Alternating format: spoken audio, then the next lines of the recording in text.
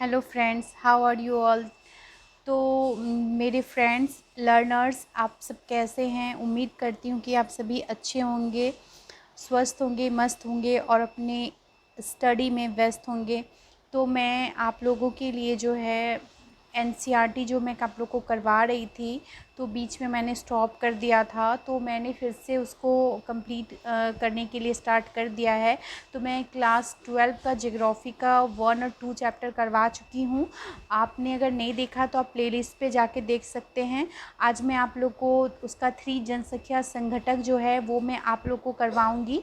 और फ्रेंड्स मैं उसमें जो है आपको संक्षिप्त में उसका शॉर्ट्स नोट्स जैसे करवाऊँगी पूरे चैप्टर को, और आपको क्वेश्चंस भी करवाऊँगी अंत में। तो आप प्लीज़ जो वीडियो है उसको अंत तक देखें।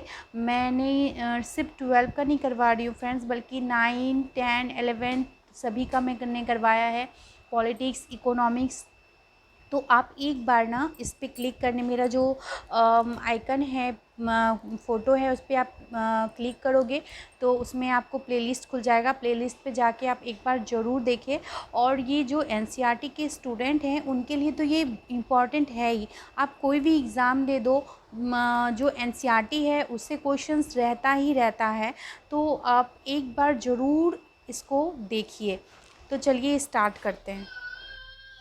Hello friends, how are you all, कैसे हैं फ्रेंड्स। तो देखिए आज मैं आप लोग को सीबीएसई क्लास 12 का जो है क्लास 12 भूगोल भाग 1 है। देखिए जनसंख्या संघटक चैप्टर 3 है ये, क्लास 12 का ज्योग्राफी का। तो अवधारणा मानचित्र, मतलब कम समय में मैं पूरे चैप्टर का सार आपको समझाऊंगी। तो देखिए चलते हैं। देखिए ये आप देख रहे हैं, ये संघटक, ये जनसंख्या संघटक यानी आयु संरचना। जनसंख्या, आप जानते हैं कि जनसंख्या जो होता है वो आयु संरचना, साक्षरता, लिंग संघटक और व्यावसायिक संरचना, इन चारों को लेके उसका संघटक होता है पूरा। तो जो आयु संरचना है, आयु संरचना में क्या आता है फ्रेंड, 0 से 14 आयु वर्ग आश्रित वर्ग है, आयु का वर्ग आश्रित वर्ग है। 15 to 59 आयु वर्ग जो है ये कार्यशील जनसंख्या में आता है, और 60 से अधिक आयु वर्ग वृद्ध जनसंख्या में आएगा। आयुलिक संरचना का जो विवरण है जनसंख्या पिरामिड से मिलता है। तो नेक्स्ट इसका देखिए, अब आप साक्षरता, तो 7 वर्ष से अधिक आयु का वह व्यक्ति जो समय के साथ पढ़ लिख सकता है और अंगणितीय परिकल्पना की योग्यता रखता है, वो साक्षर कहलाता है। साक्षरता देश के सामाजिक और आर्थिक विकास का सूचक होता है फ्रेंड्स। लिंग संघटक कैसे जनसंख्या संघटक को प्रभावित करता है, तो देखिए अनुसंधान एवं वैचारिक विकास से जुड़े कार्य चतुर्थ क्रिया में आते हैं। प्रति 1000 पुरुषों पर स्त्रियों की संख्या में अनुपात को हम लिंग अनुपात कहते हैं। विश्व की जनसंख्या का औसत लिंग अनुपात 990 स्त्रियां हैं, 2003 के अनुसार ये आंकड़ा बता रही हूँ मैं आपको। विश्व में लैटविया में उच्चतम लिंग अनुपात 1187 है। कहाँ पे, लैटविया में। और सबसे कम लिंग अनुपात जो है 468 संयुक्त अरब अमीरात में है फ्रेंड्स। ठीक है, ये हम विश्व स्तर पर देख रहे हैं। उसके बाद देखते हैं व्यावसायिक संरचना। तो व्यावसायिक संरचना में देखिए प्राथमिक क्रियाओं में लगे लोग विकासशील देशों में अधिक मिलते हैं। व्यावसायिक संरचना कैसा होता है, और जो विकसित देशों में द्वितीय और तृतीय व्यवसायों में अधिक लोग लगे होते हैं। तो अब हम एक नज़र में समझेंगे जनसंख्या संघटक को। तो देखिए जैसे कि आपने देखा व्यावसायिक में जो होता है क्या होगा, 3 तरह का व्यवसाय आता है, प्राथमिक, द्वितीय और तृतीय। तो आप जानते ही हैं कि प्राथमिक में जो है कृषि आता है, द्वितीय में उससे रिलेटेड, और तृतीय में जो है जो आपका इधर सेवा से रिलेटेड है वो आ जाता है। संघटक जो है जनसंख्या का, उसमें लिंगानुपात। तो लिंगानुपात का परिभाषा, और उच्च और निम्न कैसा लिंगानुपात है, उच्च है, निम्न है, ग्रामीण और नगरीय। आयु संरचना में जानते हैं आयु लिंग पिरामिड होता है, जो वास्तविक, स्थिर और राशमान 3 तरह का होगा। तो अब देखते हैं आयु संरचना से क्या तात्पर्य है। तो देखिए आयु संरचना से तात्पर्य विभिन्न आयु वर्ग में बांटी जाने वाली जनसंख्या। यह आयु समूह जो है एक युवक या तरुण 0 से 14 वर्ष, 2 नंबर प्रौढ़ वयस्क जो है 15 to 59, और 3 नंबर में वृद्ध 60 से अधिक आता है। ठीक है, आयु संरचना से तात्पर्य विभिन्न आयु वर्ग में बांटे जाने वाली जनसंख्या। आयु लिंग पिरामिड का आकार 3 प्रकार की जनसंख्या स्थिति को दर्शाता है। लिंगानुपात से हमारा तात्पर्य पुरुष स्त्री के अनुपात से है। इसके अंतर्गत प्रति 1000 पुरुषों की संख्या पर स्त्रियों की संख्या की गणना की जाती है। फ्रेंड, विकसित देशों में लिंग अनुपात महिलाओं के पक्ष में होता है, जबकि विकासशील और अविकसित देशों में पुरुषों के पक्ष में होता है। कुछ देशों में लिंग अनुपात प्रति 1000 स्त्रियों पर पुरुषों की संख्या के रूप में परिकलित किया जाता है, जबकि भारत में लिंग अनुपात प्रति 1000 पुरुषों पर स्त्रियों की संख्या के रूप में परिकलित किया जाता है। आयु संरचना विभिन्न आयु वर्गों में लोगों की संख्या को प्रदर्शित करती है। यह जनसंख्या संघटक का एक महत्वपूर्ण सूचक है। विकास योजना में इसकी महत्वपूर्ण भूमिका होती है। 15 to 59 आयु वर्ग की जनसंख्या को कार्यशील जनसंख्या कहते हैं, जबकि 60 वर्ष से अधिक आयु की जनसंख्या का वर्ग वृद्ध जनसंख्या की श्रेणी में आता है। यदि इसमें 0 से 14 आयु वर्ग की जनसंख्या को जोड़ दिया जाए तो वह आश्रित जनसंख्या कहलाता है। क्या फ्रेंड्स, जब हम 0 से 14 आयु वर्ग को जोड़ देंगे तो वह आश्रित जनसंख्या हो जाएगा। आयु लिंग पिरामिड का आकार 3 प्रकार की जनसंख्या स्थितियों को दर्शाता है। विस्तारित होती जनसंख्या, स्थिर जनसंख्या और ह्रास जनसंख्या।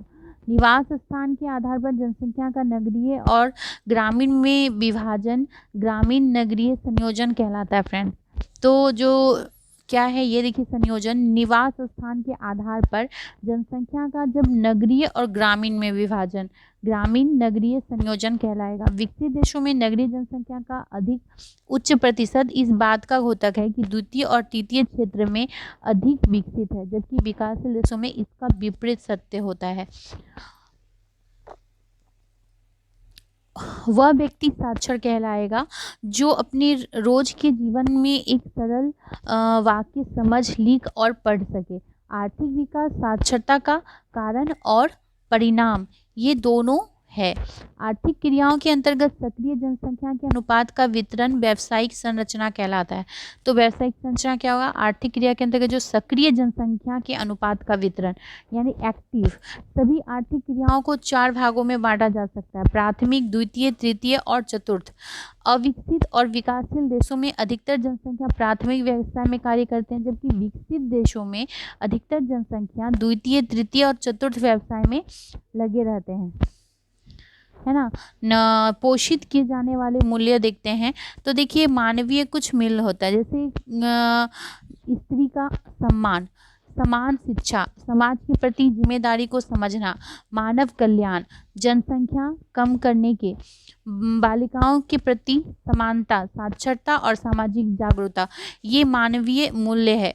और आई थिंक विकसित हो या विकासशील हो, सभी देशों में ये मूल्य जो है वो फॉलो होने चाहिए। तो फ्रेंड्स, अब हम जो है जनसंख्या संघटक से रिलेटेड कुछ प्रश्न देखते हैं। जो मैंने अभी आपको समझाया उसी से रिलेटेड क्वेश्चंस हैं, इसमें क्वेश्चंस है। पहला क्वेश्चन है, जैसे देखते हैं, फ्रेंड्स चलिए देखते हैं जनसंख्या संघटक से क्वेश्चंस। यूएई संयुक्त अरब अमीरात में निम्न लिंग अनुपात का प्रमुख कारक है। तो देखिए, पुरुष कार्यशील जनसंख्या का चयनित प्रवास होता है। फ्रेंड्स, अगर आपने अभी तक सब्सक्राइब नहीं किया फ्रेंड्स, तो प्लीज़ आप मेरे चैनल को सब्सक्राइब कर दें, बेल आइकन दबा दें फ्रेंड्स, ताकि आप तक मेरा नोटिफिकेशन पहुंच सके। और आप प्लेलिस्ट पर जाके कक्षा 9, 10, 11, 12 सभी के वीडियो आपको मिल जाएंगे, तो आप एक बार ज़रूर जाके देखें। कौन सा आयु वर्ग आर्थिक रूप से कार्यशील जनसंख्या का प्रतिनिधित्व करता है? तो देखिए, 15 से 59 वर्ष आयु वर्ग आर्थिक रूप से कार्यशील जनसंख्या का प्रतिनिधित्व करता है। विश्व में सबसे अधिक लिंगानुपात किस देश का है? देखिए, विश्व में सबसे अधिक लिंगानुपात जो है वो लाटविया का है। किसका है फ्रेंड्स? लाटविया का 1187 सबसे अधिक। नेक्स्ट क्वेश्चन है, विश्व में सबसे कम लिंगानुपात किस देश का है? तो देखिए, सबसे कम लिंगानुपात जो है वो किसका है? संयुक्त अरब अमीरात का। तो संयुक्त अरब अमीरात का है। कितना है फ्रेंड्स? 468 है। लिंग अनुपात किसे करते हैं? प्रति 1000 पुरुष पर स्त्रियों की संख्या को हम लोग लिंग अनुपात कहते हैं। 6 वर्ष देखिए नेक्स्ट है 2001 में विश्व की नगरीय जनसंख्या कितनी प्रतिशत थी? तो 45% थी। कितनी थी फ्रेंड्स? 45। संसार का औसत लिंगानुपात कितना है? संसार का औसत लिंगानुपात 990 महिलाएं हैं प्रति 1000 पुरुष पे संसार का। विश्व का सबसे बड़ा भाषा समूह कौन सा है? तो देखिए विश्व का जो सबसे बड़ा भाषा समूह है वो है मंडारिन। क्या है फ्रेंड्स? मंडारिन है। आपको पता ही होगा जो मंडारिन है वो आपको कहाँ का भाषा है? चीन का है। संसार के कितने देशों का प्रतिकूल लिंगानुपात है? तो देखिए 72 देशों का प्रतिकूल लिंगानुपात है। ह्रासमान जनसंख्या पिरामिड वाले एक देश का क्या नाम है? तो देखिए ह्रासमान जनसंख्या पिरामिड वाला जो देश है वो कोई और नहीं बल्कि जापान है फ्रेंड्स। क्या है? जापान। स्थिर जनसंख्या पिरामिड वाले देश का एक उदाहरण दो। स्थिर जनसंख्या पिरामिड वाले देश का नाम हो जाएगा ऑस्ट्रेलिया। विस्तारित जनसंख्या पिरामिड वाले देशों का क्या उदाहरण है? नाइजीरिया, बांग्लादेश और मैक्सिको जो है ये विस्तारित जनसंख्या वाले पिरामिड देश हैं। उसके बाद लघुत्तर देख लेते हैं। जनसंख्या संगठक से आप क्या समझते हैं? तो देखिए जनसंख्या संगठक क्या है? कोई भी जनसंख्या विभिन्न आयु वर्ग के स्त्री पुरुष से मिलकर बनती है। जनसंख्या संगठन या जननांगी संरचना जनसंख्या की उन विशेषताओं को प्रदर्शित करती है जिनकी माप की जा सके तथा जिनकी मदद से दो विभिन्न प्रकार के व्यक्तियों के समूह में अंतर अथवा तुलना की जा सके। आयु, लिंग, साक्षरता, आवास तथा स्थान तथा व्यवसाय आदि ऐसे घटक हैं जो जनसंख्या के संघटक को प्रदर्शित करते हैं। किसी स्थान के भावी विकास की योजनाओं को बनाने तथा निश्चित करने में जनसंख्या संघटक महत्वपूर्ण योगदान देता है। आयु संरचना का क्या महत्व है? तो देखिए आयु संरचना का क्या महत्व है? आयु संरचना एक देश के जनसांख्यिकी तत्व के रूप में बड़ा महत्व है। आयु संरचना के आधार पर यह ज्ञात किया जा सकता है कि विभिन्न आयु वर्गों में लोगों का कितना प्रतिशत है। यदि जनसंख्या में 0 से 14 आयु वर्ग की जनसंख्या अधिक है तो आश्रित जनसंख्या का अनुपात फ्रेंड्स अधिक होगा। इसके कारण आर्थिक विकास क्या हो जाएगा?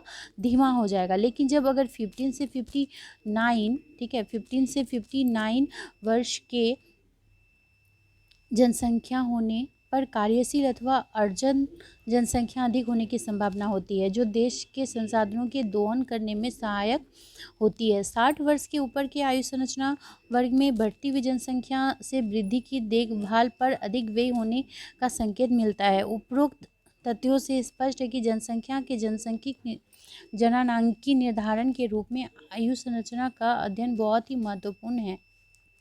नेक्स्ट है साक्षरता दर से मेरा अभिप्राय क्या है और संसार के विभिन्न देशों के बीच साक्षरता दर में बड़ी असमानता क्यों है फ्रेंड्स? तो साक्षरता दर से अभिप्राय 7 वर्ष या उससे अधिक आयु के उन लोगों के प्रतिशत से जो अपने दैनिक जीवन में अपनी समझ के अनुसार कथन को लिख और पढ़ सकने में समर्थ है। साक्षरता दर किसी देश की जनसंख्या का गुणात्मक पहलू होता है फ्रेंड्स। साक्षरता दर क्या होगा? गुणात्मक पहलू होगा। साक्षरता दर को प्रभावित करने वाले कारक निम्न है।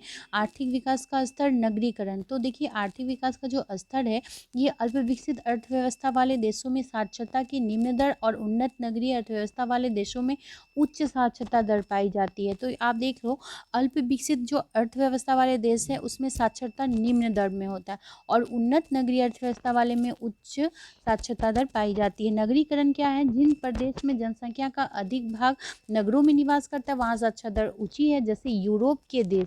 लेकिन जिन देशों में ग्रामीण जनसंख्या प्रतिशत अधिक है वहाँ साक्षरता दर निम्न है। महिलाओं की सामाजिक स्थिति, कृषि आधारित अर्थव्यवस्था में महिलाओं की स्थिति गौण होती है इसलिए महिला साक्षरता दर निम्न पाई जाती है। जबकि औद्योगिक अर्थव्यवस्था वाले देशों में महिलाओं में साक्षरता दर क्या होगा? उच्च होता है। संसार के ग्रामीण और नगरीय जनसंख्या संकटों का उदाहरण सहित वर्णन कीजिए। तो देखिए ये इस तरह के क्वेश्चंस जो है आपके जो एनसीईआरटी है इसमें पूछा जाता है यानी सीबीएसई में। तो मैं वो क्वेश्चन भी आपको करवा रही हूँ मॉडल के रूप में, आप देख सकते हो और उससे कंसेप्ट भी आपका क्लियर हो जाएगा फ्रेंड्स। संसार के ग्रामीण और नगरीय संघटक जनसंख्या संघटक के महत्वपूर्ण बिंदु निम्न है। तो देखिए क्या क्या है? जनसंख्या का ग्रामीण और नगरीय विभाजन निवास के आधार पर होता है। ग्रामीण और नगरीय जीवन आजीविका और सामाजिक दशाओं में एक दूसरे से क्या होगा, भिन्न होगा। विश्व की अधिकांश जनसंख्या ग्रामीण क्षेत्र में निवास करती है। ग्रामीण नगरीय क्षेत्रों में आयु, लिंग संगठक, व्यावसायिक संरचना, जनसंख्या घनत्व तथा विकास का स्तर अलग होता है। नगरीय क्षेत्रों में रोजगार के अवसरों की अधिक संभावनाओं के कारण ग्रामीण क्षेत्रों से स्त्रियों के प्रवास के परिणाम स्वरूप पश्चिमी यूरोप और कनाडा में नगरीय क्षेत्र के महिलाओं की अधिकता है। इसके विपरीत अफ्रीका और एशिया में नगरीय क्षेत्रों में पुरुष प्रधान प्रवास के कारण पुरुषों की अधिकता है। नेक्स्ट देखिए, ग्रामीण क्षेत्रों से नगरीय क्षेत्र में प्रवास से नगरीय क्षेत्रों में जनसंख्या लगातार क्या हो रही है, बढ़ रही है। जनसंख्या की व्यावसायिक संरचना का क्या अर्थ होता है। इसमें पाए जाने वाले व्यावसायिक संरचना के 4 प्रमुख वर्गों का उदाहरण सहित व्याख्या कीजिए। व्यावसायिक संरचना जो होता है ना, वो किसी निश्चित कार्य के अंतर्गत लगी सक्रिय जनसंख्या के अनुपातिक वितरण को व्यावसायिक संरचना करते हैं। प्रमुख वर्ग देखिए इसमें क्या होगा, प्रथम व्यवसाय के अंतर्गत आखेट में क्या क्या आता है, कृषि वानिकी, ठीक है, मत्स्य पालन तथा खनन। द्वितीय व्यवसाय के अंतर्गत आता है विनिर्माण, उद्योग, शक्ति उत्पादन। तृतीय में आता है परिवहन, संचार, बैंकिंग और अन्य सेवाएं। चतुर्थ व्यवसाय के अंतर आएगा अधिक बौद्धिकता व्यवसाय सम्मिलित किए जाते हैं, जिनका कार्य चिंतन, शोध तथा विचारों का विकास करना है। फ्रेंड्स, तो आप समझ गए, जो परिवहन, संचार, बैंकिंग, ये सब तृतीय व्यवसाय में आ जाता है और चतुर्थ में जो है बौद्धिकता व्यवसाय से आता है। तो विश्व की जनसंख्या का औसत लिंग अनुपात कितना है। विश्व में लिंग अनुपात स्त्रियों के प्रतिकूल होने के कोई 3 कारण बताइए, और स्त्रियों के प्रतिकूल और अनुकूल लिंग अनुपात वाले अधिकतर देश क्रम से किस महाद्वीप में है, तो ये देखना भी। तो देखिए नेक्स्ट क्वेश्चन है, विश्व की जनसंख्या में औसत लिंग अनुपात कितना है। तो विश्व की जनसंख्या का औसत अनुपात जो है प्रति 1000 पर 990 स्त्री है। कितना है, 990। लिंग अनुपात स्त्रियों के प्रतिकूल होने के प्रमुख कारण निम्न है, यानी लिंग अनुपात स्त्री के प्रतिकूल है, इसका क्या कारण है। तो पहले स्त्री भ्रूण हत्या, स्त्रियों के प्रति घरेलू हिंसा किया जाता है, स्त्रियों के सामाजिक आर्थिक स्तर का निम्न होना। प्रतिकूल लिंगानुपात वाला महाद्वीप एशिया है। फ्रेंड्स, प्रतिकूल वाला महाद्वीप क्या है, एशिया। और अनुकूल लिंगानुपात वाला महाद्वीप क्या है, यूरोप है, जहाँ पे अनुकूल है, ठीक है, यानी सही है उनके लिए। और प्रतिकूल मतलब आप समझ ही रहे, जो नहीं है वो एशिया है। विश्व के राजनीतिक मानचित्र में ए से लेकर जे तक के द्वारा भौगोलिक लक्षण दिखाए गए। नीचे का विवरण देखिए। ए, मानव विकास सूचक में विश्व का सबसे निम्न स्तर वाला देश कौन है, नाइजर है। क्या है फ्रेंड्स, नाइजर। मानव विकास सूचकांक में विश्व में सबसे निम्न स्तर वाला देश नाइजर है। मानव विकास सूचकांक में विश्व का सबसे उच्च स्तर वाला देश नॉर्वे है। एशिया में मानव विकास सूचक के उच्च स्तर वाला देश सिंगापुर है। बांग्लादेश की मेगा सिटी ढाका, इंडोनेशिया की मेगा सिटी जकार्ता, ईरान की मेगा सिटी तेहरान और नाइजीरिया की मेगा सिटी ब्लागोड़ा, ब्राज़ील की सबसे बड़ी mega city Sao Paulo, great Britain की मेगा सिटी लंदन, जापान का मेगा सिटी टोक्यो। इसको देखिए यहाँ मैप पे आप देख सकते हो, जैसे मैंने ABC कहा, देखो आप ए जो है नाइजर, ठीक है, तो आप मानचित्र में देखिए नाइजर जो है, ये नाइजर है, जस्ट मिनट, ये देखिए ये ए नाइजर, यहाँ B है ना, यहाँ देखिए C है, यहाँ DEFGH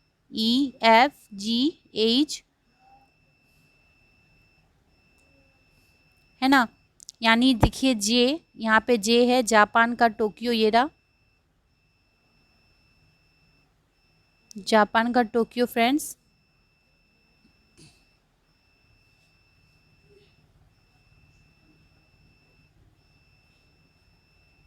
देखो आप,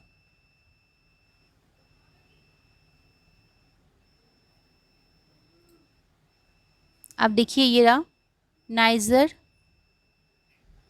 नॉर्वे, लाओस, साओ पालो, सिंगापुर, टोक्यो।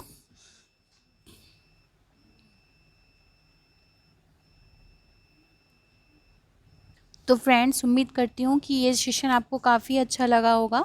अगर फ्रेंड्स आपने अभी तक सब्सक्राइब नहीं किया तो प्लीज़ आप सब्सक्राइब कर दो और प्लीज़ लाइक कर दीजिए फ्रेंड, और अपने फ्रेंड को शेयर कीजिए, क्योंकि मैं जो है एनसीईआरटी का मतलब सोशल साइंस में जितने भी सब्जेक्ट आते हैं सभी का उसमें करवा रही हूँ फ्रेंड्स। इवन दैट साइंस का भी करवा रही हूँ। आपने नहीं देखा है तो प्लीज़ आप एक बार जाके प्लेलिस्ट में देखें, आपके लिए बहुत ज़्यादा यूज़फुल होगा, क्योंकि मैं उसको शॉर्ट में संक्षिप्त करके पूरे चैप्टर का सार समझाने के बाद क्वेश्चंस भी आपको करवाती हूँ। Thank you.